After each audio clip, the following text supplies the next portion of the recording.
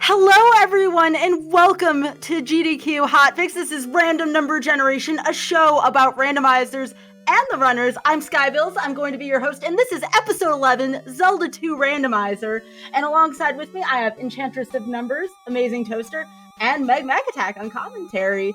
So a few things real quick before we get started. Remember, folks, Random Number Generation is brought to you by viewers like you. If you would like to support the stream as well as the other programs on GDQ Hotfix, please consider subbing to the channel. If you have Amazon Prime, you have a Twitch Prime sub, and if you haven't used it yet, please consider using it here as it helps out all of the wonderful programming we have here on GDQ Hotfix.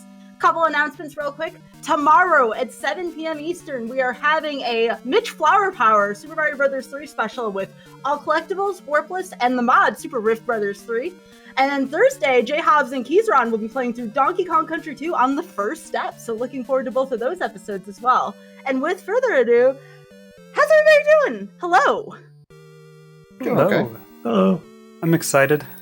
Oh, me too. Me too. So, real quick here, we're running most of the stuff. We'll get into where that is. Shoutouts to Pidge01 for the category name, as we have taken that from SMRPG. Well, again, we'll get into what most of the stuff means. Just assume you're going to be seeing a lot of the components from the game today. Are we all ready to go? I'm set. Yeah. All right. I have received my dot readies from the runners, so here we go. I'm going to count down from 3. In 3, 2, 1... go! Good luck and have fun, runners! First thing you're going to notice is that we get a completely new world map. Yes. And an immediate town. We'll start by exploring just to find what we can get to. Immediate hint. That is, well, I don't know what you'd call that hint. What would you call it, Toast? It's a very unsurprising hint because it's about the raft. The raft is we need that to get to the other half of the world, so it's always going to be somewhere in the west. But now we've got confirmation that it's in one of the open caves, or perhaps a rock block cave. Oh, that's a very expensive spell. Yeah, if you're familiar with this game, you may see some familiarities, but also some very big differences. Like these caves, just very. It looks exactly the same as in vanilla, but the enemies are completely different, and it's not where it's supposed to be. Now, y'all were talking about how different the overworld map is in this game. Do you want to go into a bit about what that means? Jeez. There we go. Yeah, so the overworld map is completely randomly generated. Like it's procedurally generated. It has still all the same things in it, more or less in the same quadrant of the world as they originally were, but otherwise it is completely generated and completely new. And it's a big part of this randomizer is learning how to explore it. This is a terrible cave. So at least the first screen of that cave. If it's the cave that I was in, yes. Medicine cave? Yeah. Yeah. I know how difficult this is going to be on the amount Toast laughs. So if y'all hear Toast laughing frequently, you know something is up with this scene. Also, Eon has maybe one of the best file names I've ever seen. Eon, that is amazing. It's what I always use when I run Zelda 2, vanilla or randomizer. So. Oh yeah. I know the name. So let's go into a little bit about what most of the stuff means. So we were talking about all the different things be randomized, and I'm like, all right, let's put it under Pidge's umbrella name of most of the stuff. But how would you explain this to somebody who may be seeing Zelda 2 even as a game for the first time? So we turned on a lot of the options in the randomizer. Things that make the game more difficult, things like there being mixed large and small enemies. They're basically all of the enemy locations have slots, and we turned on the option to mix those up so that large enemies or small enemies could be in those locations. So you might get a Gria or a Dyra in a spot that might have had a bot before, and that can make encounters fun. Yeah, there's one encounter, though, that you'd get all kinds of real bad stuff if you don't turn that on, and usually it gets a lot nicer. Gets a lot easier. Yeah, the southern desert encounter. Yes. You'll notice as we take encounters too, we're not getting encounters that are representative of what kind of square we're standing on. So those are all mixed up too. Also, the path encounters can be unsafe. So you might spawn enemies, step back onto a path, and get a really nasty encounter out of that too. I realize I'm behind on tracking already. I've actually been doing a good job at keeping track of it, so I normally don't use a tracker when I play this, so Oh, hello. that was a cave. So yeah, if you don't use a tracker, how do you remember things? I could not imagine having Zelda 1 rando, for instance, without any kind of tracker. So how do you keep track of things and where they are, especially if the overworld map is randomly generated as well?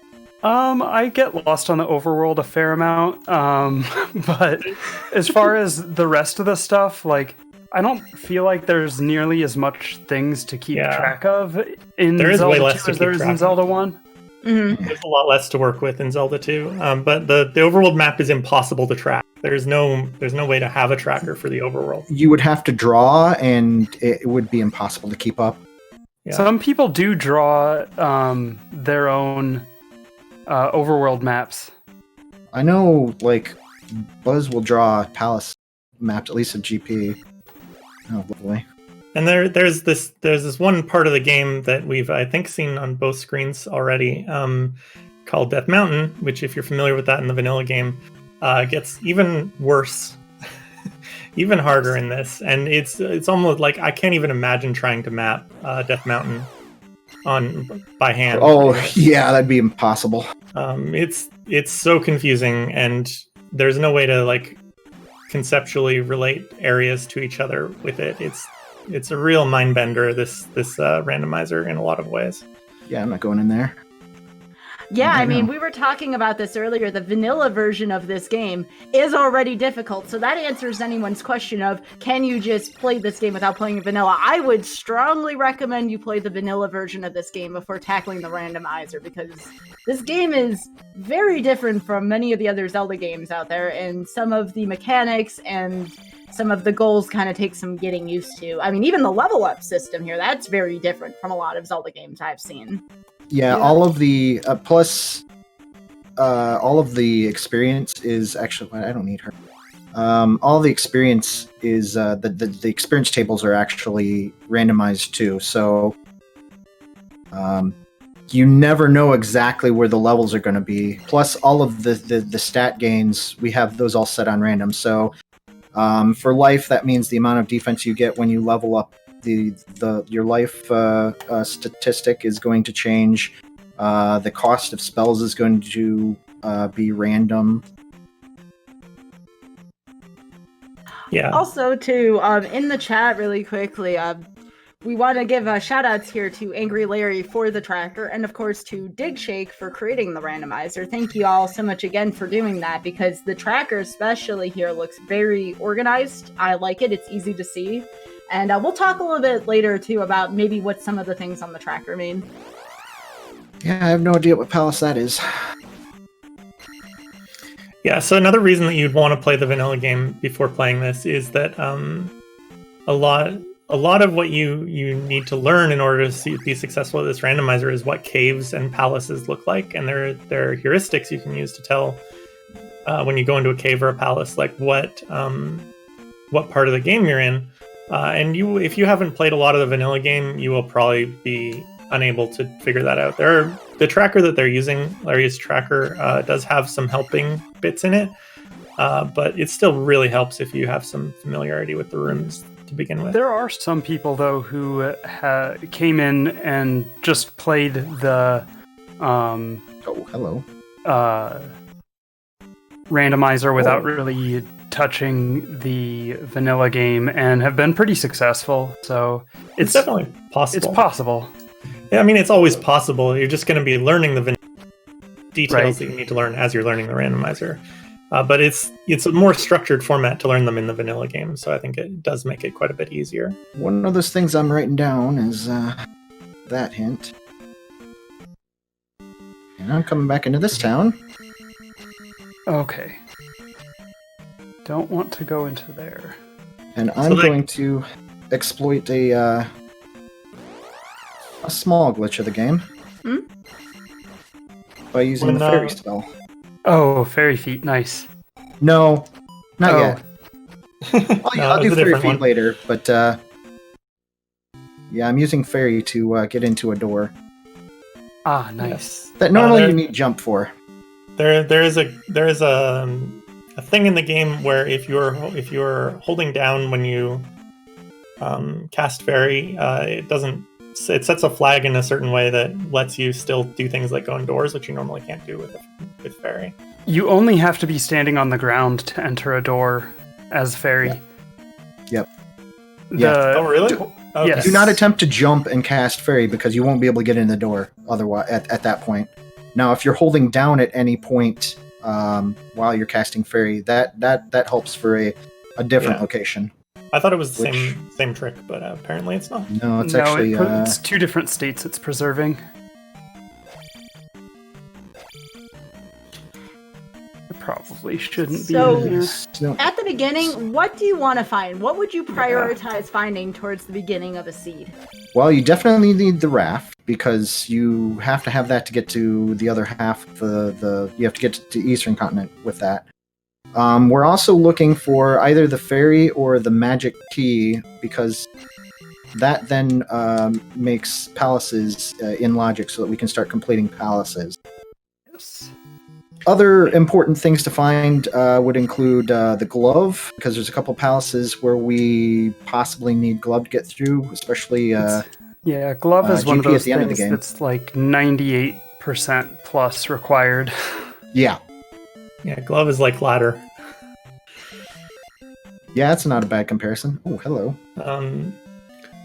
Really, I mean, in this game, in this randomizer, I feel like you can almost say that you just want all of the progression items. You kind of, unlike the vanilla game, which is a very, very linear game for a Zelda game.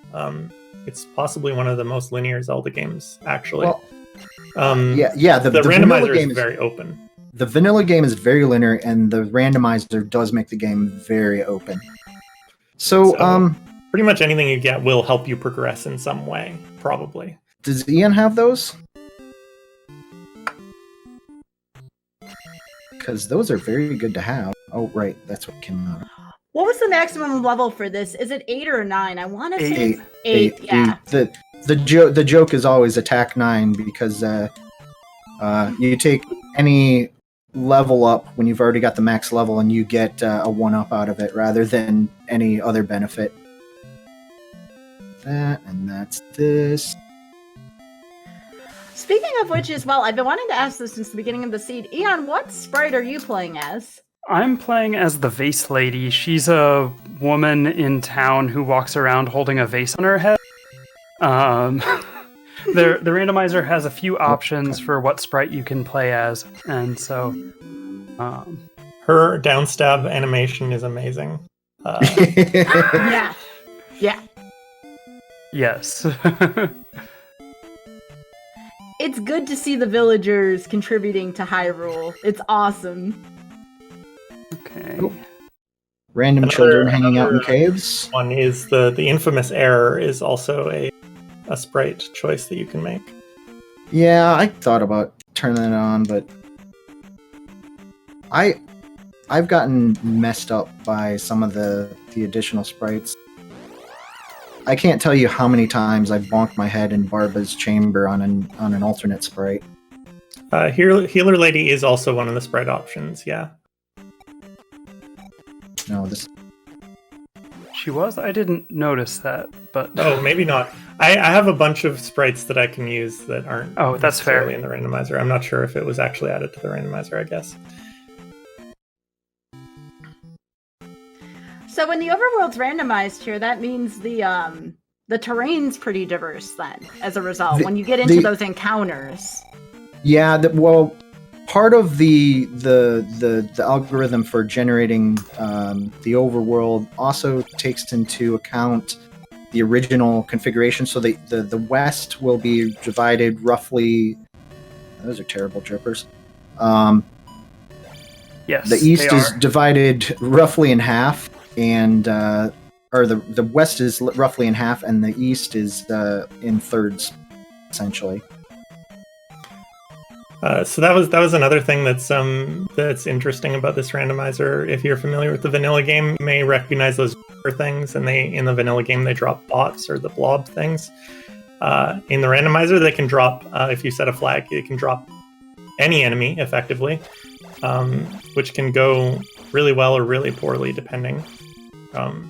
Sometimes they can be really great for grinding XP if you get an enemy with a large XP amount.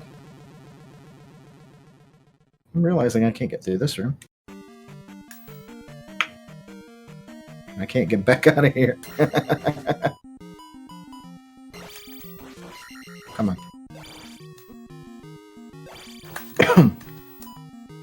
Also, boss damage tables have been randomized as well, so that is another thing. So one of the most commonly asked questions is how can you tell who is winning? Hello. And it is by the amount of dungeons, or palaces in this case, I believe they're called, that someone has completed. So that's a good way to kind of keep track. There's also some items too you may want to keep an eye out for on the tracker, spells, for instance. But yeah, just kind of look for dungeon completion here is a real general rule of thumb with this. It's a basic way of tracking what we've done. In particular, though, there are some spells that are absolutely crucial for finishing the game, like the lightning spell. You have to have it at the end of the game, or you cannot progress with the flags that we've set here, because you need to beat Thunderbird, and the only way to do that is to cast Thunder on him. You can turn that off, but Yes. most of the time we leave it on. And why did you drop back from me? Also, if you're familiar with what normally drops from enemies, the drop tables have been randomized. So from what I'm reading, why random enemies are dropping keys. Yes, which is a really nice feature that was added not that long ago, right? I mean, it was like a 3.1-ish update when it got added. That was a nice addition, because it definitely, there was definitely a thing in early game before where if you didn't find keys, or you didn't find the any key or a fairy early on, you could feel very stuck. But yeah, if enemies drop keys, then that really opens things up quite a bit. Great, two of you. So someone said the randomizer is a bit much easier than the vanilla game. I don't know. I think that depends on the settings that happens. I could see this being way more difficult than the vanilla game, depending on what your settings are, what you start with. Yeah, this can definitely make it either much easier or much harder than the vanilla game.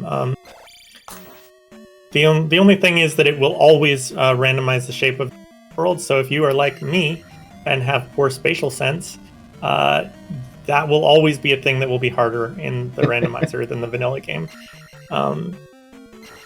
But if you're good at maps, if you're good at figuring out maps, then that's not a problem. Another thing the randomizer changes, instead of just GP, you can up A and restart at the beginning of any palace. Hey, that was a nice drop. Yeah, the fact that game overs take you to the beginning of a palace if you're in it is a quality of life improvement over the original game. Very much so. Especially some of the later palaces, they will put you in soft lock situations if you don't have the glove or sometimes fairy. Yeah.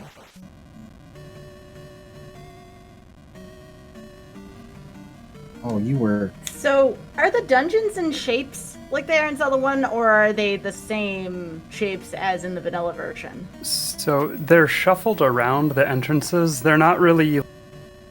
It's not quite shapes the same way that the Z1 has to, fit them into a certain area. All of the rooms are in their original palaces, but they are definitely not in their original orders. Okay. Right. Yeah, but what Eon is alluding to, I think, is the fact that in Zelda 1 there's a grid and everything actually fits on that grid, but in Zelda 2, because the room relationships are not encoded that way, there are places where it makes less geographical sense than the vanilla game, and then Zelda 1 shapes do. Yeah, you will see what I call non-Euclidean palace geometry, especially as we get into bigger palaces. Yes. There will be loops. There will be, and mind you, there is at least one infinite loop in the vanilla game. I'm not sure if there's another one in Grand Palace, but there is one infinite Just looping room in a room set in the vanilla game. The floor pits in Palace 6 just keep going forever. So it's not even something that the randomizer added, but definitely increases the frequency of, at least. It's fun when you get an elevator that loops on itself, so you don't have to go through any other rooms. So we have a question. Oh, go ahead. Go ahead.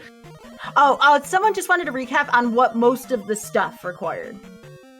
So we've turned on most options that aren't terribly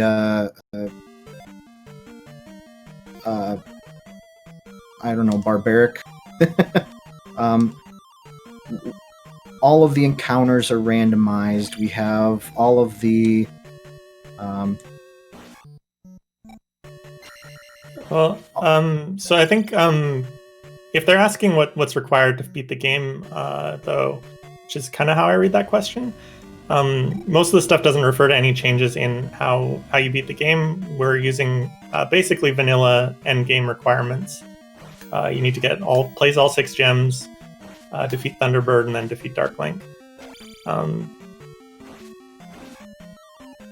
But yeah, most of the stuff is more referring to the flags, in which we have turned on most of the flags that are interesting. Yes. We could see a hammer required to get into New Kasuto. We may see a palace that requires us to have the flute to get in there, but neither of those are guaranteed.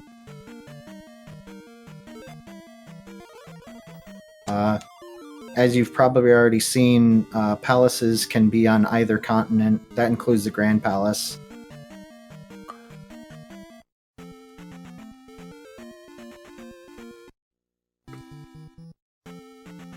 Oh wait, we already did this.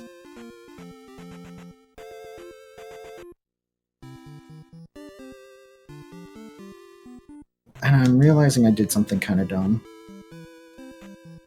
Let's rectify that situation. So speaking of that, Toast, and this is to all three of you, what is the toughest spot you can find yourself in during this randomizer? A Having large swamp in the east that has only valley encounters, and you don't have a candle. Okay, never mind. Never mind what I said. That sounds awful. That does sound awful. I mean, Dig Shake is in the pocket of Big Swamp. We know that. So He is. I find it's always frustrating to be in a situation where you need something and you aren't sure where to go to get it. Fairy blocking a hammer that is required to get to the item under the rock in Death Mountain. That can be a terrible... you can get some chains like that are terrible. Yeah. What Eon just saw there was something, I gotta say. Yes.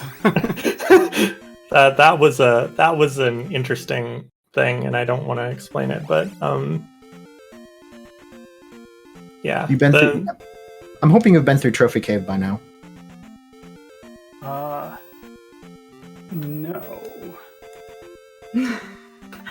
So again, we have both, for those of you who may be watching on YouTube saying, hey, what do you mean you're not going to give me information? We have both runners currently in the call right now. We don't want to spoil any information. So we're trying to stick to like vague terms and vague mechanics of the game, just so both runners can still have that surprise. What? That's unusual. That's very unusual for that to happen.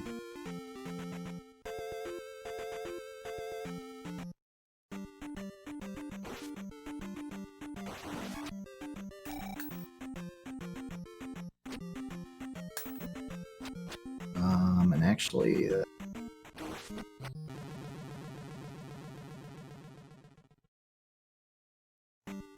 going east.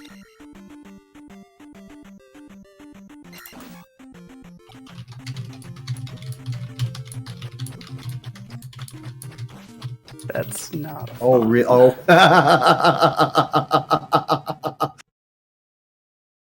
Toast, whenever I hear you laugh, I don't know if that's necessarily a good thing. Oh, this is special. Yeah, if we got quiet, it's because we're all in shock at what's both players' screens. I think actually. There is a lot going on. Magic both pixel. screens. Oh my goodness. I'll look into right now. So what Eon just referred to a magic pixel is if you're the fairy, there's a spot that you can go under a ceiling that is just exactly as high as you can possibly go into the ceiling, and it lets you avoid projectiles and enemies that are underneath, even tall enemies that are underneath that ceiling if it's 3 tiles high. I saw you up there. You're up there.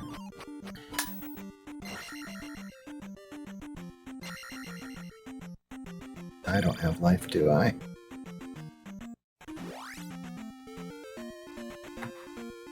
Thank you. Thank you for telling me about an item I have.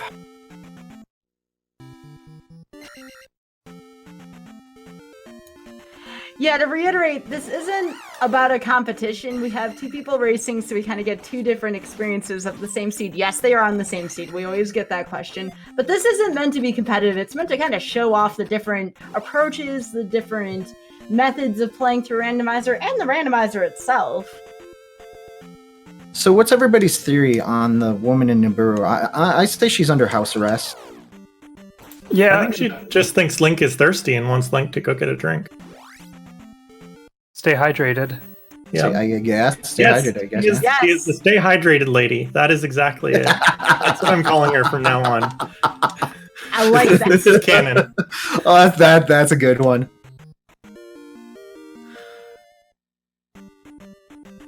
Okay, you want me to avoid Mazind? I will. Okay, well, I finally went through Trophy Cave and saw what awaits me there. So, boots. Yes.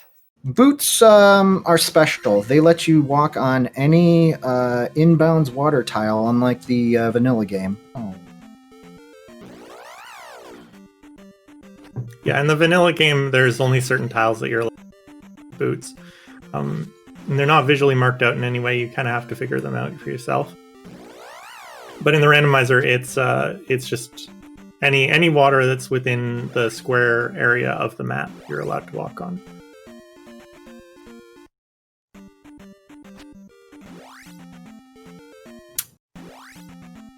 Early game tends to be a lot of searching the world for items and spells.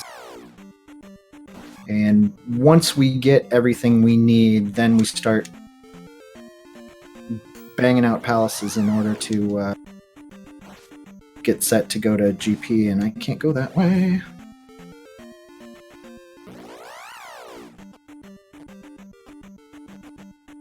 Which, to be fair, reflects the vanilla game, which even in the speedrun, a lot of the early part of the game is just going around getting things, looking for things.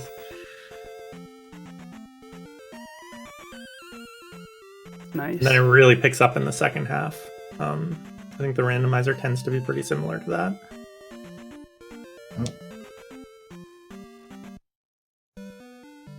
Ooh, I don't want that. I want that. Thank you. So yeah, now that I think both players are definitely aware of the thing. The Eastern continent was blocked not just by raft, which is normal, but also by the need for glove. Boots. Boots. Sorry, yes, boots. So you could actually walk on water and get around the initial, entryway of the Eastern continent, which miraculously was exactly right to block you if you didn't have boots, which is a very interesting layout. And that's what I was kind of going, wow, that's a thing before when What square was Eon that? went there.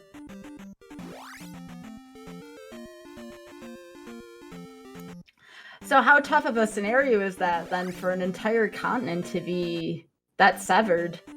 I mean, It could have been much worse. Okay. Yeah, and then, okay, boots have to be either in the west or in Death Mountain, so it definitely narrows the search for the boots, because you really want the boots anyway. They just make exploration a lot easier. You can avoid some encounters too, because you can spawn an encounter and then walk on water and just despawn the encounter mobs. It also helps a lot with Maze Island because there's a river running through Maze Island no matter what, and it lets you move around there a lot easier because there's two item encounters there that you're looking for, and it's a really compact area with with two very important checks. And if you don't have boots, you can have to go around really awkward ways and have to do a bunch of encounters that you really want to do to find your way around it. No, I didn't come down this way. Let's go back up this way.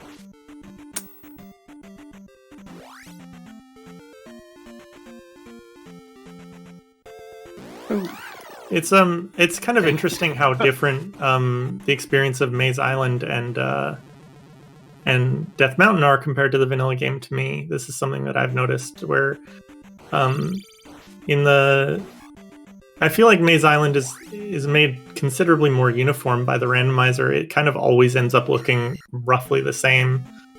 But Death Mountain always ends up looking like a mess. And it's kind of weird how they're just very different that way. Even though they're both produced by the same randomizer. No thanks. Talk to you guys later.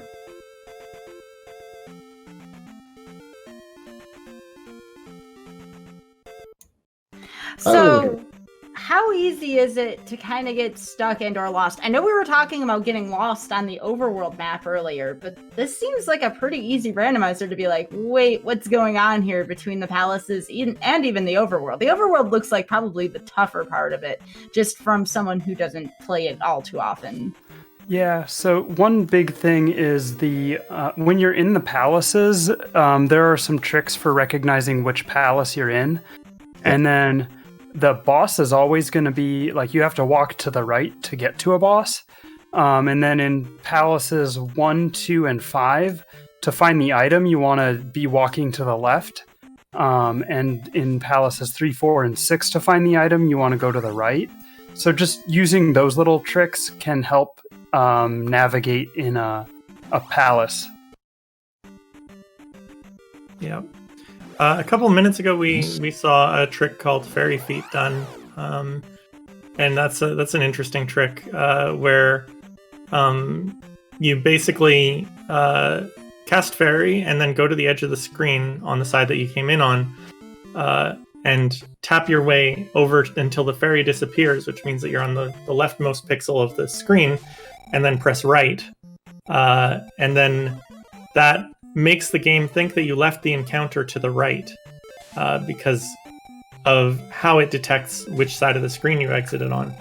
Basically, when you leave the screen, there's a 1 pixel wide load zone, and because you're in fairy form, you have no momentum, so it lets you stop in that point, and then you can just press the opposite direction and come back or leave from the opposite side of the screen you entered.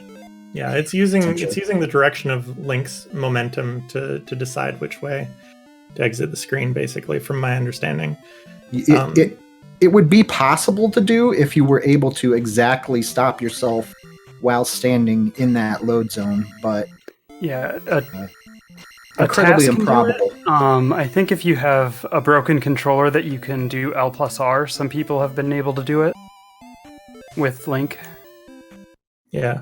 There are a number of things you can do with a broken controller in this game. Yes. And that trick called Fairy Feet was named because a player was actually playing the game with his feet. Crystal Saber. Yeah. Who is in 9, I'm sure. He's in 9. Always. Perpetually, yeah. He's probably playing blindfolded as well. Imagine if he'd been playing with his feet and blindfolded at the same time. What would we call it then? It would have been very impressive if he noticed he did it in that case. I mean, you'd probably notice that you didn't get back into the encounter when you expected to. That's true, yeah. No. My bag's not going to do me any good.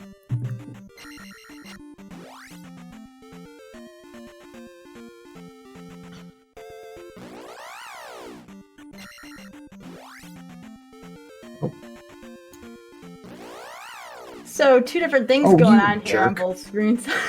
Toast. I was minding my own business and you just jumped right on me. Stelphos love to jump. The blue ones do. Oh, yes, and to reiterate, too, if this has already been said, Crystal Saber has been known to play a game blindfolded. We don't just mean blind. When we say blind playthroughs, it typically means never been played before. Crystal Saber's actually played and beaten games blindfolded. Zelda 1, Zelda 2, I think he did Breath of the Wild even. Get...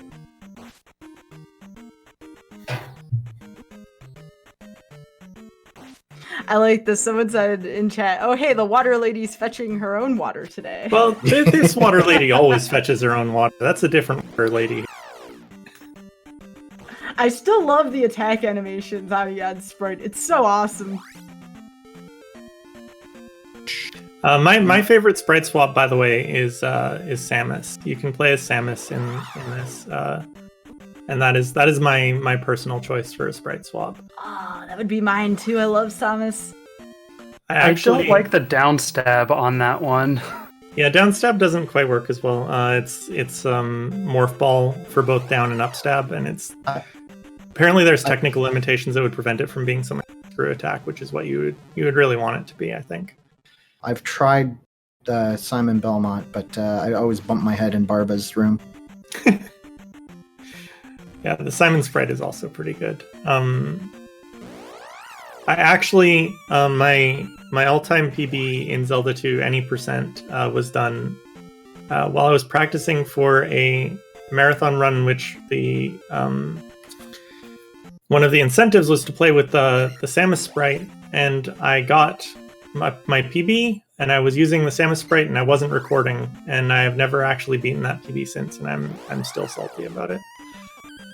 One other thing the randomizer does is that I just recognized is that it mixes up what enemies in the east have invulnerabilities. Yes. Oh, yes. Yeah.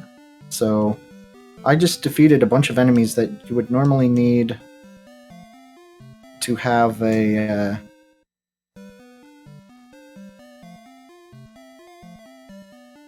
Fire spell for. Yeah, fire spell.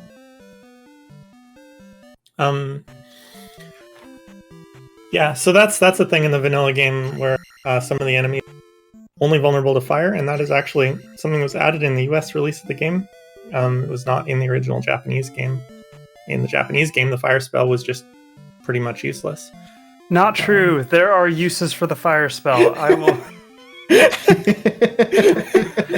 I know all the ways to bait Eon into a reaction. Oh, yeah, okay.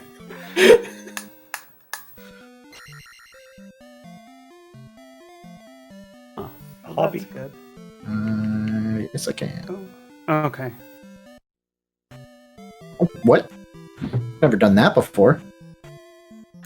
Toast, you always have one of those every GDQ thing that happens. That's never happened before. I didn't realize it was possible to get close enough to do that. So, speaking of funny things, are there any memes associated with this game or with the randomizer? Anything funny that we can kind of talk about so people can be in on that joke? Well, I do know when we get to Great Palace, we might see a room that's named after me. Yes, we probably will. I mean, we mentioned that Dig Shake, the creator of this randomizer, is in the pocket of Big Swamp. That's a meme in the community, yeah, because there's basically the way that the game encodes map data. It is easier to encode larger patches of the same terrain type, and so that often leads to large patches of the same kind of terrain. And so the thing that always stands out to players, though, is large patches of swamp, because you move at half the speed in the swamp. So we always joke that Dig Shake is getting paid off by Big Swamp to put all the swamp in the randomizer. Unlike the Dragon Quest randomizer, though, there's no flag to make it even worse. No, Big Swamp just happens. You can't stop it.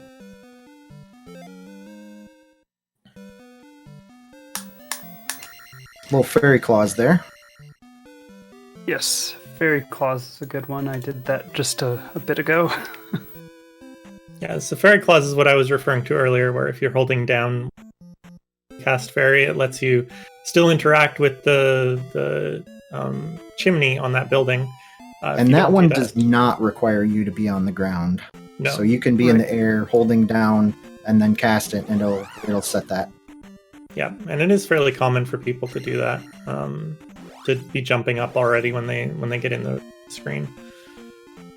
Yes, and some people will actually... You can get up there with what we call a super jump. It's a very precise jump with the jump spell that you can clip into the ceiling, and then it pushes you up on top of the roof. And some people will try that, and then if it fails, will then go into the fairy.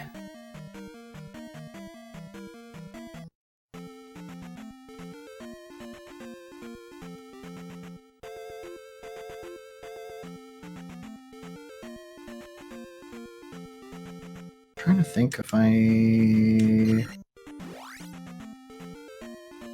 But the super jump is a very, very small optimization. Yes. Yeah, you're saving less than a second. Yeah.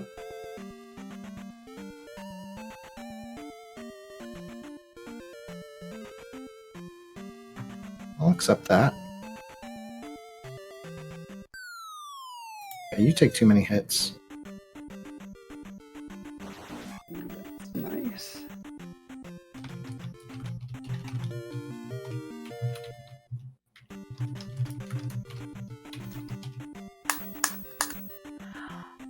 All right, so I want to make sure... Oh, go ahead. No, you're fine.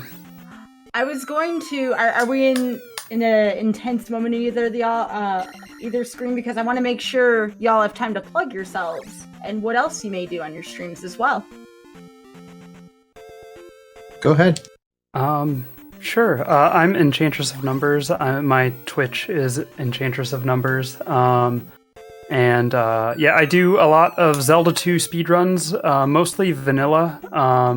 I also lately have been getting back into Tetris the Grandmaster, arcade Tetris from Japan. Goes really fast. It's a lot of fun. So I do some other NES speedruns as well. But yeah, that's me. Did this. What was here? I guess I'll go. I'm Meg Mac Attack, and I do quite a few things. I like I play a lot of Zelda, Mario, and Metroid. I've lately been playing a lot of Super Metroid Randomizer. I used to play a lot of Zelda 1 Randomizer, and I play a lot of Kaizo Mario World. Those are the main things that I do. I have recently been working on starting a group called Educase Collective, which is a speedrunning group, and I'm really proud of that. That's kind of me. I also work on some hack projects. Like I worked on making co-op randomizer a thing for Zelda 1 randomizer. And yeah. So do you have any other mod projects going on right now, Meg? I'm trying to make the Zelda 1 co-op work with hardware. That's a thing that I'm working on right now. I've also done a little bit of Zelda 2 ROM hacking. I made a Zelda 2 one-mine modification that basically it alternates which controller it pulls for input on regular intervals. So it makes it a co-op experience. And then I'm working on one that's gonna require glitches, so that'll be out hopefully this year. No, there's a connection to that. Okay.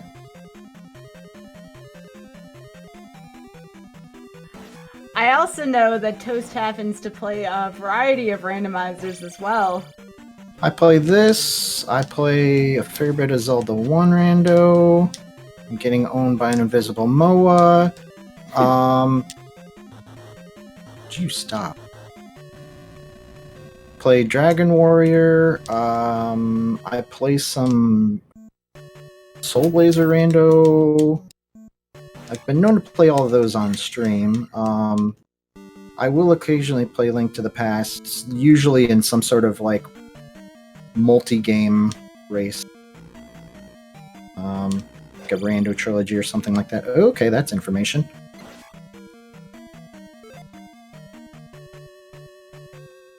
Oh yeah, and I also speedrun this game. I speedrun it more than I play the randomizer.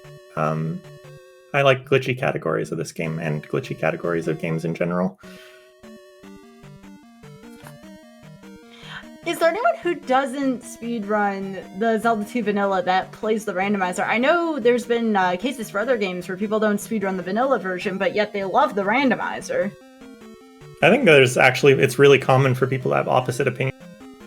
Randomizer from the vanilla game. For Zelda 2. This game, the players you see in rando, and at least at high levels, tend to be far apart.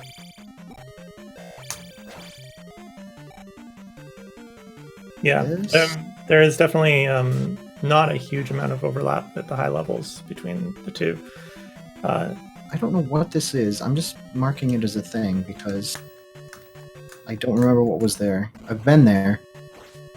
To answer the question in chat about glitched randos, there are some minor glitches that are definitely used in randomizers in general. I don't think I've ever heard of anyone doing a randomizer race where they weren't allowed to do like fairy feet or fairy claws or something like that.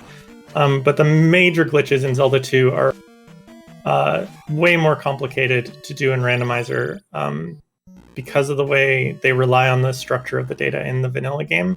Yeah, generally, the rule of thumb is any minor glitch in rando is allowed, whereas major glitches are banned.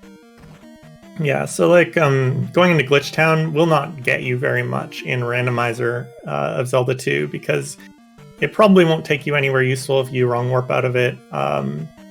If you do scroll lock, which is another major glitch, you will probably have a lot of trouble navigating the game because a lot of that relies on already knowing the connections between rooms, and it's really easy to soft lock yourself if you don't know where you're going with it.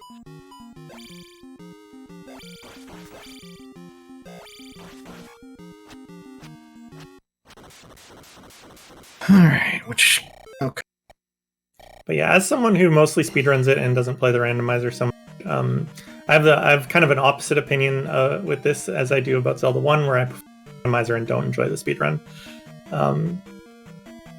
So it definitely varies. And I think that's true in Zelda 1 randomizer as well. I feel like most of the rando players are not necessarily vanilla runners and vice versa. But those are the two main communities that I'm super familiar with. Here? Maybe? Close enough. Get. Would you stop?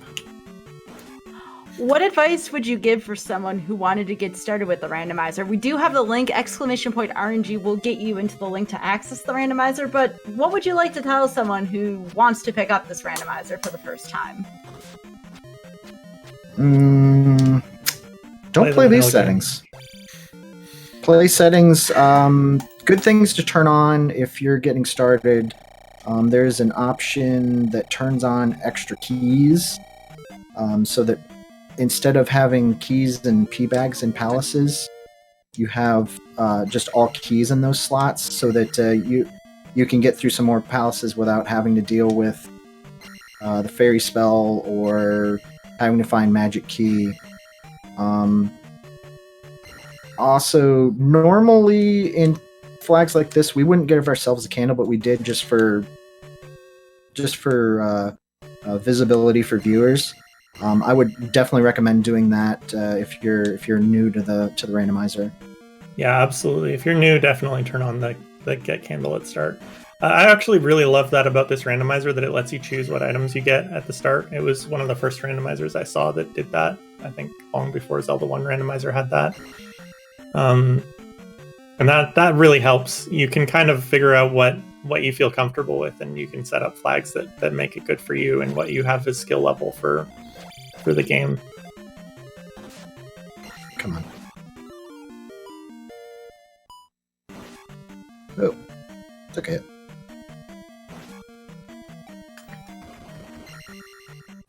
So young Pizzy, the two glitches that Glitch Town enables are a wrong warp to the grave, as you said, which might take you somewhere useful, I suppose, in this, but probably won't, honestly. The overworld tends to be very open anyways. Nice. And scroll lock, which makes it so that the screen sizes are messed up in a way that lets you wrong warp around room to room. And that can soft lock the game so easily. You would never want to do that in this.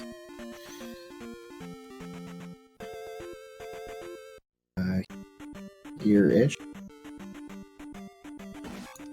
All right, we have a question from chat. It says, drops are randomized as well, so you can't run through it like normally. Does hitting the wall going down elevators still offset? Okay, you already got to that. Just want to make sure. No, I didn't answer the second half of that. Okay. So the second half of that, the offsetting enemies, it still will, but the enemies are different, and so the usefulness of that is probably very limited generally. So like, the reason you do that, for example, in Palace 1 in the vanilla speedrun, is to get a favorable pattern of bubbles moving through the room. That works because it's always the same bubbles and they move at a certain speed and they react in a certain way. If you don't know what enemy is going to be in that room anyways, you're not going to know what's going to happen just because you step the wall, so it's not going to do anything useful. Unless you already know the room, in which case you're not really playing randomized speedrunning a seed or something, I guess. Oh, hey, cool. Which you could do, but not super common to do. Yeah, I know there's a thing going on right now where people have been playing one seed together. Basically, they've had 3 weeks or so to route it, for then they're going to race it. So yeah, I still need to route that. Yeah, a plando. That's usually, or not a plando. I know that there's a name for that kind of a setup, but I can't remember it.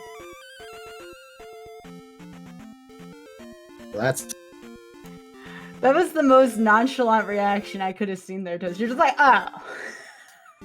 I've done it before. Nothing particularly bad happened, actually, because the effect of what had happened before was still intact, and it was just whatever. I didn't get the XP, though. That's true. I was going to take that. I was going to take, well, whatever. I have a feeling I know what happened. Yeah.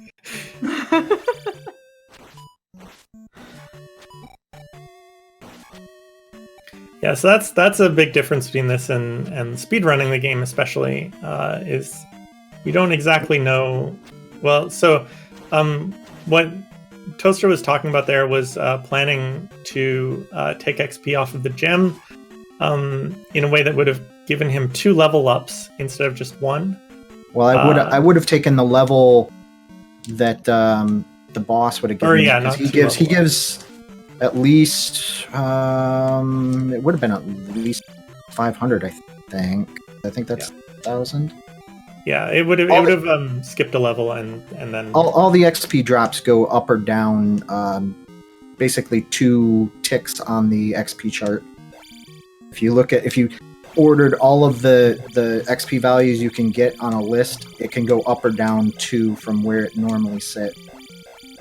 Yeah, so when you place a gem in Zelda 2, after beating a boss, you get XP up to the next, what it says under next in the top right corner, no matter what it is, which means that you're trying to optimize for having as high an XP as possible before you beat a boss and place the gem. So that tin suit in the ceiling, that was great. Yeah.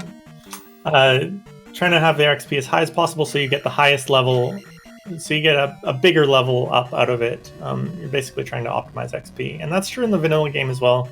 In the vanilla game, the speedruns are all routed around doing that, except the ones that don't place gems, like any percent. But you have somewhat more limited ability to do that in Randomizer. Excuse me, fixing a couple things here. So you can see that both players have relatively even levels between the 3 categories. And that's quite different from a speedrun where usually attack is much higher until the end of the game. And that's just because you can't optimize your levels quite as well.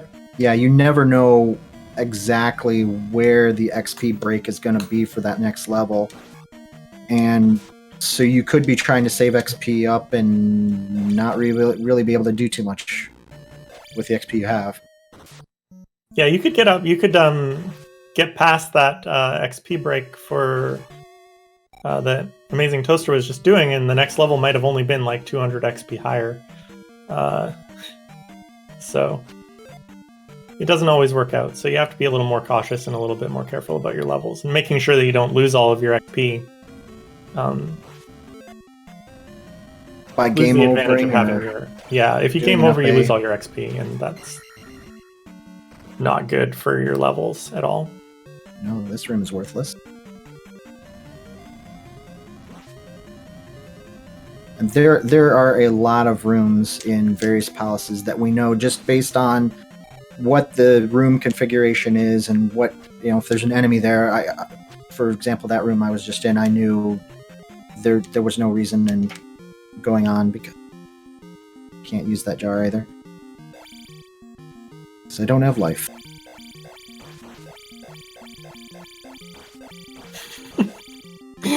I love Vase Girl doing the jackhammer on. It's real good. Yeah. Oh, that's nice.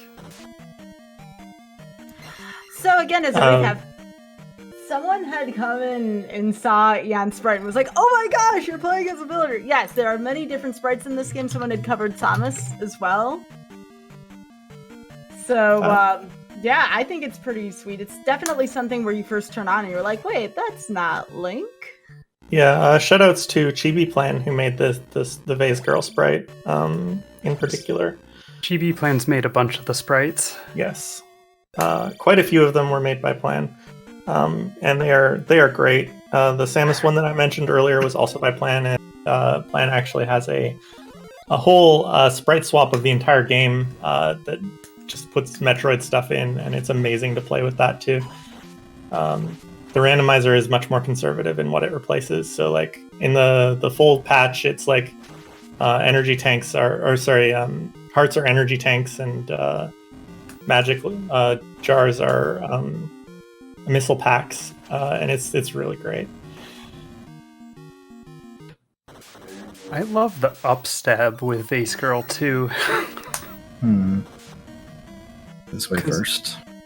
She just lifts the vase just a little bit, and that's it.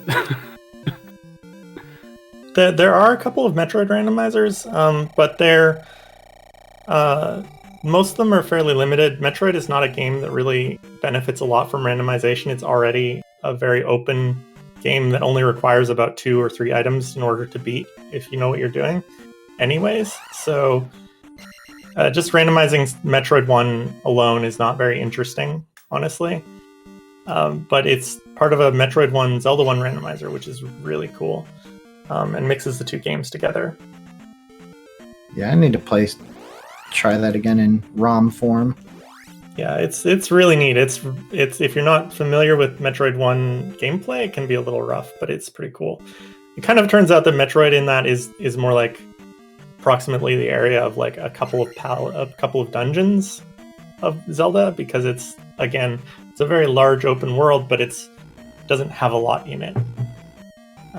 So it's not quite as balanced as the Link to the Past Super Metroid combo randomizer.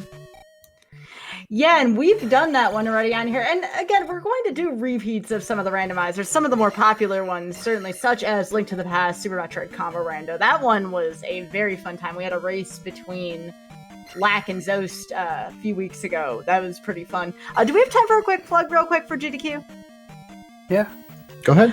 All right, folks, remember, Random Number Generation is brought to you by viewers like you. If you would like to support the stream, as well as the other awesome programming we have here on GDQ Hotfix, please consider subbing to the channel. If you have Amazon Prime, remember, you have a Twitch Prime sub, so please consider using that if you would love to continue to support the programming on this. And again, GDQ Hotfix has a ton of shows on here. One of them is The First Step. That's going to be here on Thursday. So again, keep an eye on the calendar and go to GDQ's Twitter for more details as well. What's up, Ian? Wow. Nothing.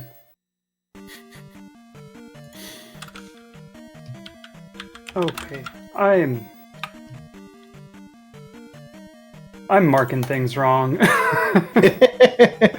Yeah. Another funny thing just happened that I can't really say in the voice chat, but What I just picked I up? said in chat. No, Oh. it involves both of you. I have a feeling I'm going to have to do something after I figure out where this spell's at.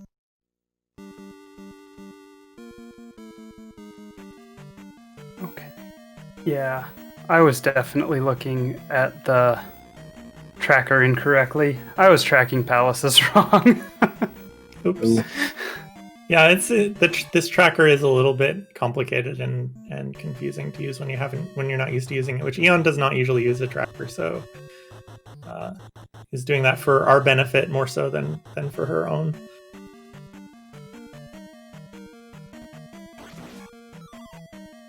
I can track this completely on paper if... I've honestly personally had the most success just having a like text file in Notepad open and writing things down. I find that easier than using the Angry Larry tracker, but I'm not a pro at this randomizer at all, so... Well, you say that, Megan. Now I want to have you on for some kind of randomizer. Now I have to see this, you know? Okay. Not this one. No, it doesn't have to be this one. It could be another one, but that's something I'm going to remember. You say you're not a pro, but I bet you if we find a randomizer, you're going to be awesome at. This one in particular, it looks really, really difficult, though, just in general. Especially, as Toast was saying, the settings that are on. These are not beginner-friendly settings in the slightest. No. Some of these palace palettes, though. The biggest step up in difficulty is when you turn on mix large small. Yeah, most things get harder. There are a couple things that get easier when you... One thing that I would suggest, actually going back to the question of like if you're going to get started with this randomizer, and I haven't seen this suggested a lot, turning off the mix of item placement. So like the flags that are currently being used here make it so that palace items are in the overworld and overworld items. And I think that things get considerably easier if you don't mix those things up, and that is a flag that you can switch. That makes it so that the palace encounters? items are all in palaces, and that most of the progress items are in palaces. So Another thing, if you're just starting, you might want to think about giving yourself downstab technique at the beginning of the game, yes, because that can help you get around and navigate some of the more difficult encounters a a bit more easily. Zarnak suggests that the hardest flag is probably setting maximum hearts to 1, and yes, that's probably true. That is a setting that you can make. But why? If you hate I've yourself, done max hard. Because you hate yourself. Exactly. I mean, I've long thought that there's two philosophies to randomizers, and there's the one of them is you want to experience a game you love in a new way every time you play it. That's how I feel about randomizers personally. And then there's the other one where you hate yourself and you want to torture yourself, and that's a surprisingly common feeling about randomizers, I feel like. Yes. Yes, absolutely it is. That would definitely fall into the latter. Obviously, there's shades in between, but as I say, one setting I can think of, not in this game, but in Zelda 1, that's a mix of those, is if you turn on Mirror Overworld.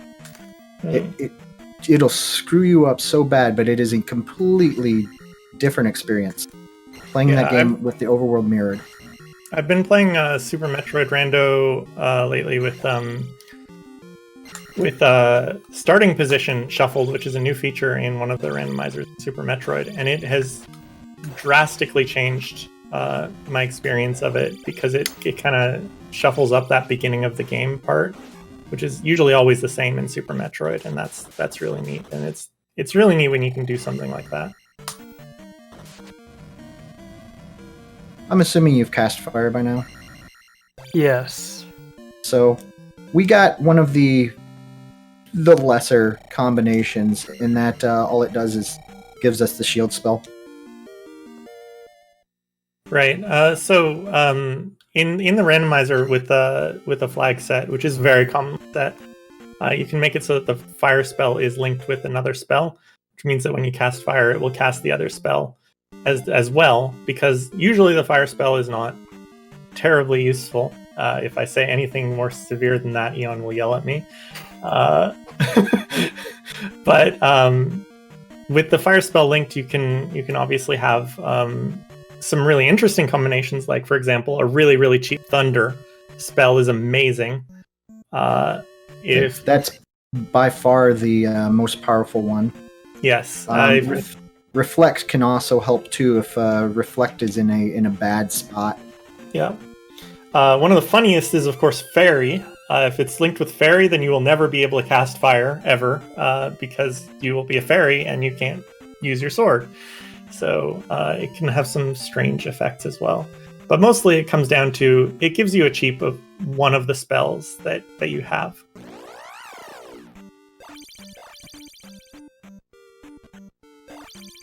But shield is definitely one of the most boring possible options. Shield and jump. Life can be good if you get in Thunder's situations real where you... good. Thunder's by far the best, I would say. Yes. Because once you get a few levels on fire, it gets incredibly cheap. And so for people who don't know, if they've only ever cast Thunder in the intended spot, or if they've just never seen it before, Thunder kills... Well, it doesn't kill. Thunder deals a large amount of damage to every enemy on the screen. Which kills most enemies in the game, but not all.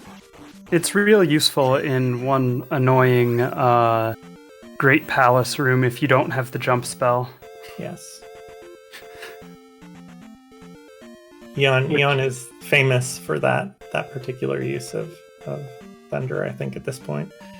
Yeah, not many... So, hardly anyone goes into Great Palace without the jump spell anyway.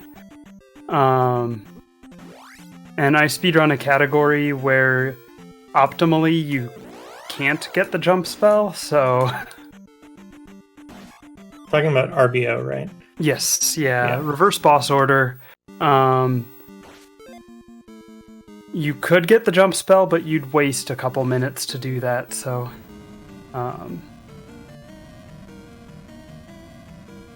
So I just generally don't bother. What would you say is the most useful speedrunning trick you can learn to help out with this randomizer? Combat? Yeah. Is that a trick, though? Yeah.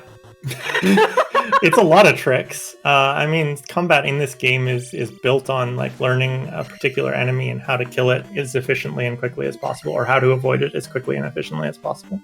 It's just a large set of tricks. Fairy Feet's a real good one to know as well. Yeah. Yeah.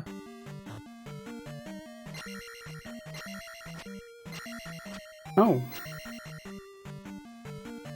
Yeah, I have to give you a hard time for that, but you're absolutely correct. I remember one of the most unique things about this Zelda game versus other Zelda games is that there's only like a certain way to take an enemy down, and if you don't follow that exact format, you're going to have a really difficult time with this game. Okay. It's honestly my favorite thing about this game, by far. It's what I love about this game is the combat. That's bad. There's very few games that have ever pulled off like a sword combat system like this one has, which is amazing considering it was made in 1987, and there's been lots of time for people to replicate its success or do something better.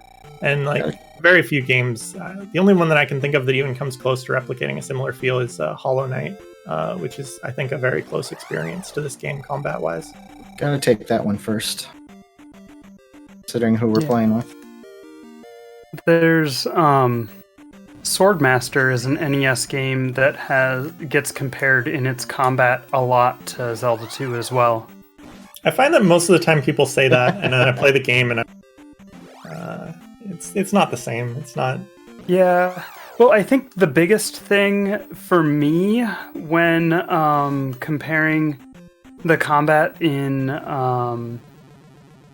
to Zelda 2 is how the enemies react, because the enemies react to you in Zelda 2, and they oftentimes don't in other games. They're just sort of, they fight around you, but they don't really fight you. Yeah. And famously in this game, the enemies, a lot of the enemies we call reading the D-pad, which means that they are detecting when you're pressing left or right, regardless of what's actually happening on the screen with your sprite, and will react to that input. And so you will see in like speedruns of this and in the randomizer, people doing a lot of jumping around enemies, and that's not just for fun.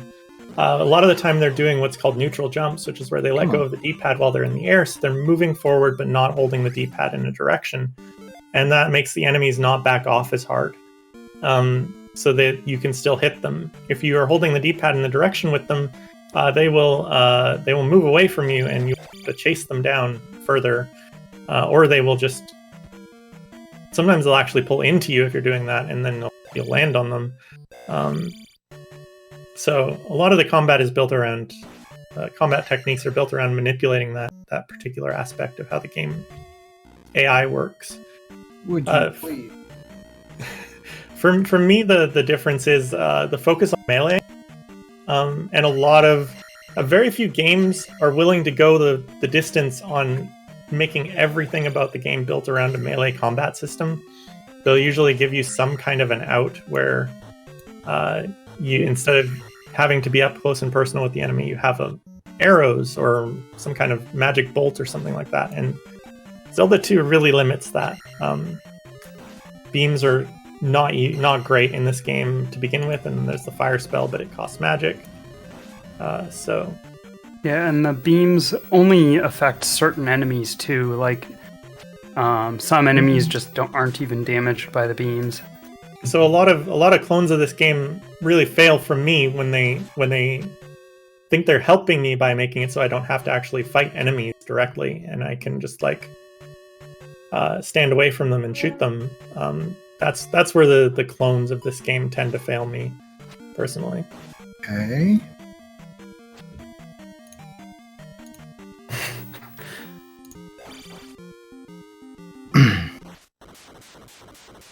Nice, Ian. Thanks. Yeah, that was a fun one. Oh, also, reminder, mark your trackers. I'm not saying anyone has missed anything, just double check your trackers, make sure everything is where it needs to be. I've missed some things and I don't know how to fix it, so...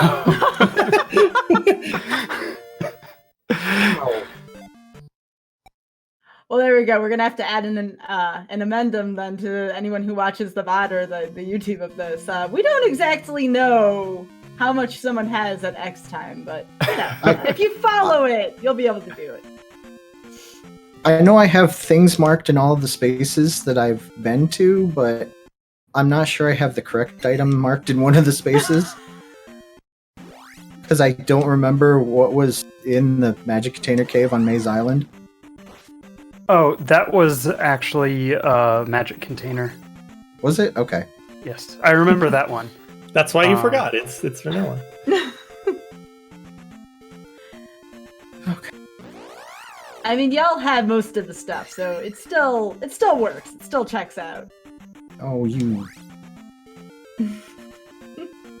So. Toast, you look like you're having a fun time over there. Yeah, you want to talk about my fighting technique? Is it fair to talk about my fighting technique? Oh, sure. Why not? We're having a good time here. So, in Rando, when we're fighting Thunderbird,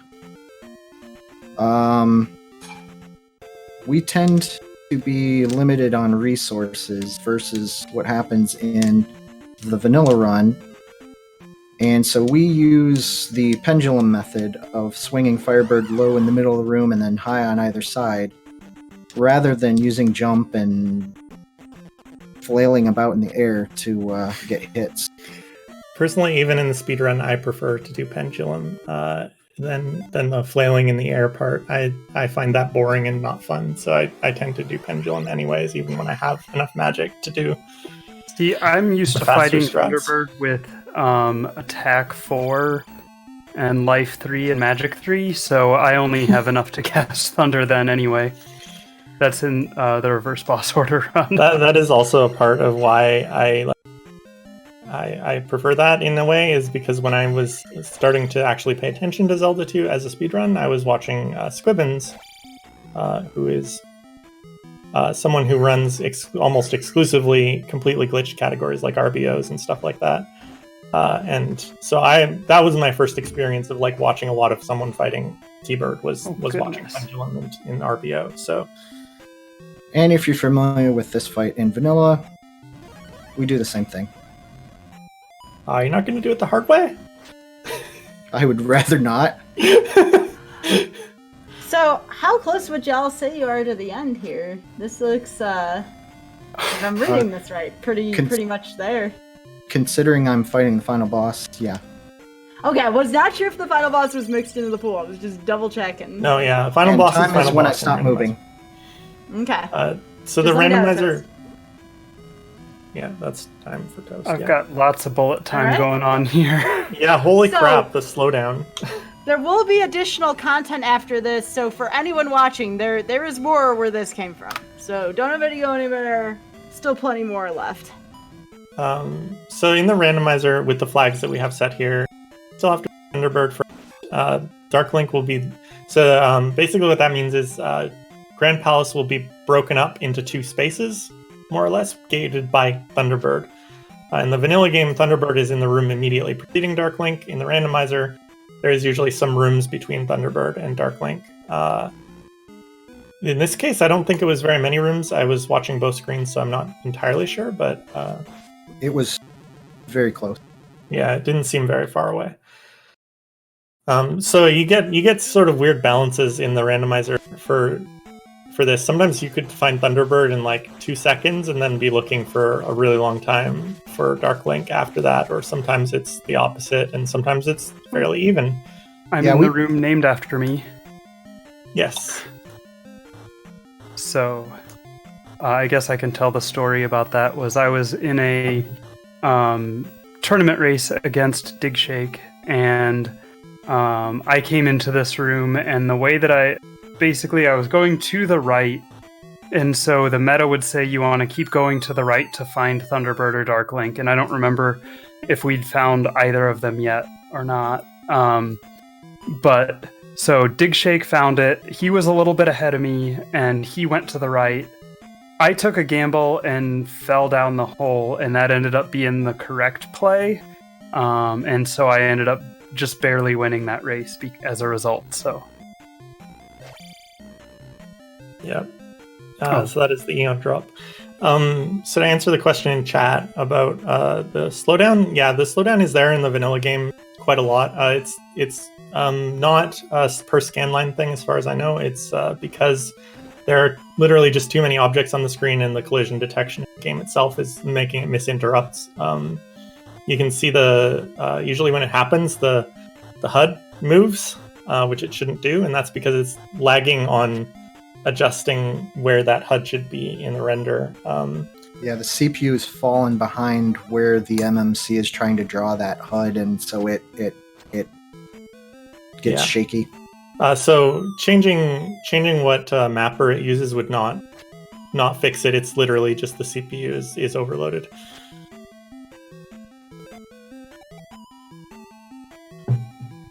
And the randomizer could produce fewer objects on screen at a time, but I think some people really like it that way. Where's the fun in that? Yeah, exactly. 10 is actually a low number. I'm used to something closer to 15.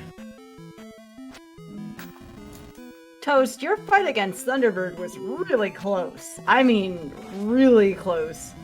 Yeah, I took some hits I really shouldn't have. I was talking and I wasn't paying attention to projectiles as close as I should have. So you can see Eon doing the pendulum as well. The pendulum is basically just you let Thunderbird start in the top right corner, and then the arc of it will always lead to it ending up in the top left corner on the other end, more or less. And then you just keep swinging him back and forth there. And you keep ahead of him so that you miss most of the fireballs, even if after half damage, Thunderbird starts throwing out way more fireballs, and you really want to be ahead of it then.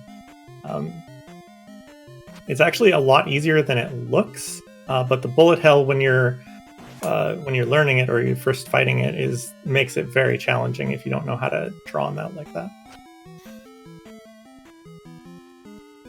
So, Toast, did y'all want to talk about what you're going to be doing after this run? Yeah, I have a max rando seed that is a little bit interesting. It's a 0 gem seed, and it has a GP that you would not normally be able to get through. Generally, you want glove, and this doesn't start us with glove, but we can go right through this GP without it. And it's a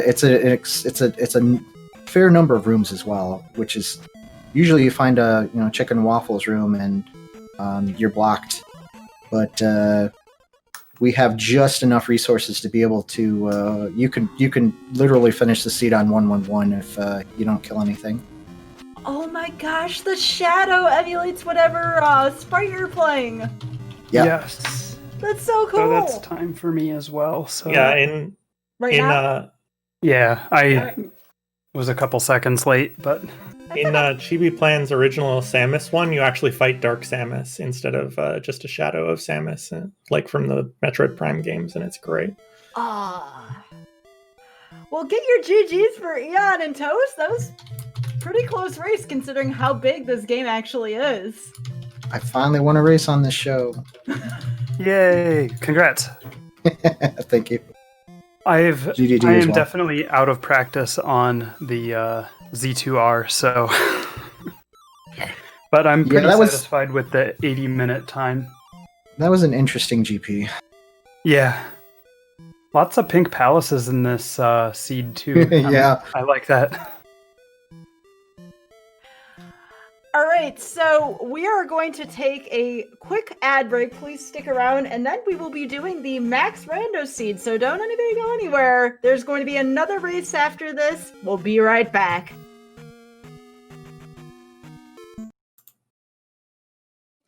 All right, welcome back to Random Number Generation. This is episode 11, Zelda 2 Randomizer. Now we're going to be doing a showcase. This one's called Max Rando with Amazing Toaster here. Because both runners went so fast, we had a little bit of extra content we wanted to show you. But real quick, a plug for GDQ. Remember, Random Number Generation is brought to you by viewers like you. If you would like to support the stream, as well as the other programs on GDQ Hotfix, please consider subbing to the channel. If you have Amazon Prime, remember, you do have a Twitch Prime subscription, description. So if you have not used that yet, please consider using that if you haven't already to sub to the channel.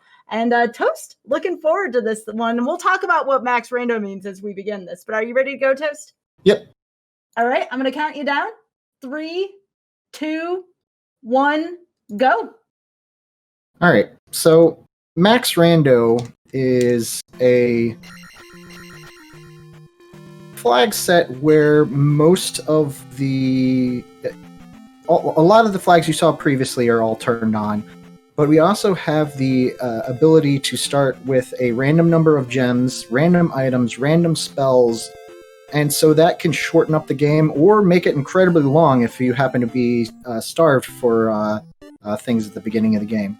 So it just so happens this is a 0 gem seed, which means we can come down here and encounter. And we can immediately walk into GP, and the gate goes right up because we have 0 gems. Normally you want Glove coming in here, because as you saw, there are a number of rooms that have a whole bunch of blocks in them that we don't want to deal with. And this room can cause trouble if you don't have things, but luckily we have the jump spell in this case. Come on. Oh. Dying in this room is the most dangerous room.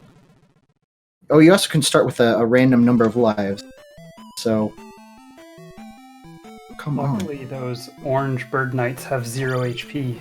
Yeah, they have 0 HP. I don't have any sword techniques, or else I would try to corral him. Okay. I'll take this. Just gonna say Max Rando sounds like a superhero, and apparently he's just walking into GP. And I always check this, because I don't want to get Buzz Thundered. And helps to have jump in that room as well, so you can jump over the spicy chicken. And if you go fast enough, you can push that guy off the screen. There was a blue knight on the right side of the screen, but he decided to jump away. Or he backed up off the edge of the screen. Practical example of reading the D-pad I was talking about before. This is kind of the last little dangerous bit. He can fire a beam at your back and kill you. But luckily, none of those waffle rooms. And here's Dark Link. The flag that we turn on is where we turn off. I can't remember if it's an on or an off, but there's a flag that requires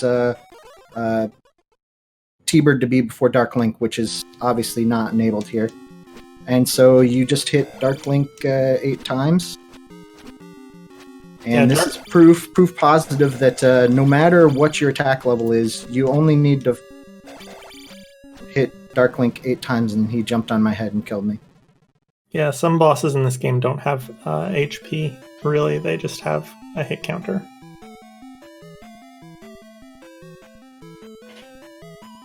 Yeah, that would be Dark Link and Karok are the 2 bosses like that. Karok you can only damage by... Wow, you are not being a friend tonight. I mean, you waltz in here and you expect it to be... And time. That's it. Nice. GG. The original GG. The original race of this was like 6.5 minutes because a couple of us figured out that GP was down here, and we figured out that, oh yeah, you can get through that room with just jump. Because there's some invisible floor there that you can just jump through.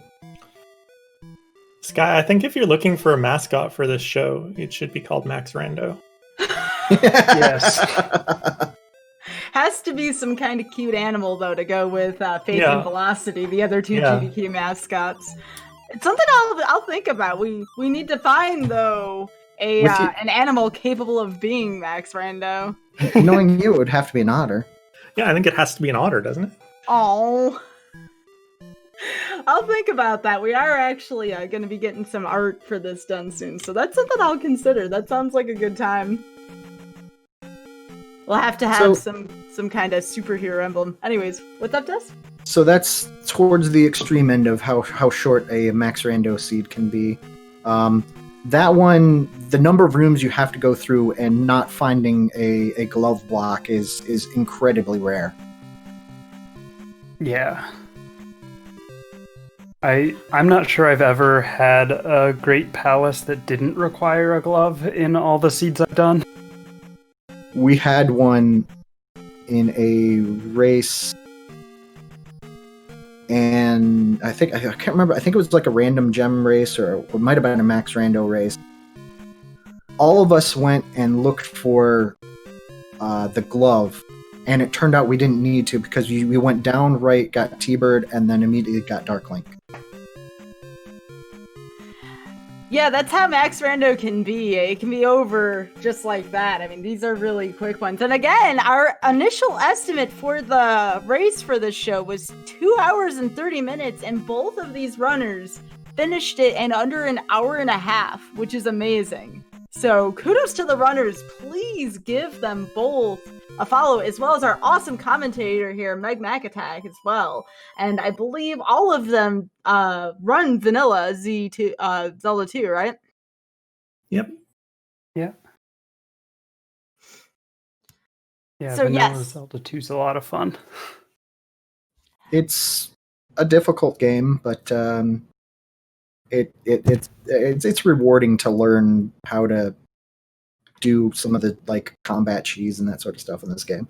As someone who hated the game as a kid when it came out, I will just say that speedrunning it made me love it. It's a far more fun speedrun than it was as a game originally. Meg and I had play. very opposite experiences with this game as kids. Yes. I enjoyed it as a kid. It, like, seriously, when I was a kid and first played this, it, like, instantly became my favorite Zelda game. I could never get out of the initial area. I just never... But I always rented it, was the problem, I think. I rented a lot of games as a kid, and it was just way too hard to beat in a rental. Yeah, that's definitely true. Well, this will be, we're in episode 11 here. This will prove that in the future, if somebody really goes that fast, I'm be like, you know what, y'all are doing another one because you were too fast at the first one. So that's something I'm going to keep in mind. But Toast, thank you so much, especially again for the Max Rando content here. This was really awesome to watch. And I would also, go ahead. There's a tournament going on for Max Rando. I don't know where they're at. I had too much going on. I couldn't participate this year. That sounds like that'd be a one-day tournament with how short the category is. Unless, how long does this take if you're not blind? A seed, what it comes down to is if you roll a 6-gem seed and you start with 1 heart and there's no more hearts, or maybe 1 more hearts in the seed, it could take you a couple hours to finish one of these, especially if you need to find a whole bunch of stuff as well. All right. Also, in addition to Toast, thank you again to Ian and Meg. Also, great racing there, Ian. Again, you both weren't separated by that much. And Meg, thank you so much for the insight into the game. The commentary was awesome. I very much enjoyed it. I learned a lot about the game as well as the overworld. Thanks for having me. Yeah, absolutely. Thanks for having me. Happy to race. GG. Congrats on the win. Yep, GG as well. Thanks. All right, so real quick here before we close out, remember that on Thursday we are going to be having another show. That is GDQ Hotfix syndication. We have J Hobbs and Keyzeron playing through Donkey Kong Country 2 on the first stuff. And tomorrow we are having a special here on GDQ Hotfix, we are having a Mitch Flower Power SMB3 special with all collectibles, Warpless, and the mod Super Rift Brothers 3. So if you enjoy Super Mario Brothers 3, as well as Mitch Flower Power, you will want to be here tomorrow. That begins at 7 p.m. tomorrow Eastern. We'll catch you then. Until then, at the end of every single random number generation, I like to announce the next show. We do have the next show in line in 2 weeks, and I believe that will be March 31st. We are going to be doing Super Mario World Randomizer, one of our first platformer randomizers on random number generation, and that is going to feature Meebrums and Truman. So get excited. We're going to have the dev of that randomizer on commentary, Author Blues. It's going to be a great time. So in 2 weeks, we will see you for SMW. For Random Number Generation, I'm Skybilz. We will see you in 2 weeks. Take care, everybody. Thank you so much for your support.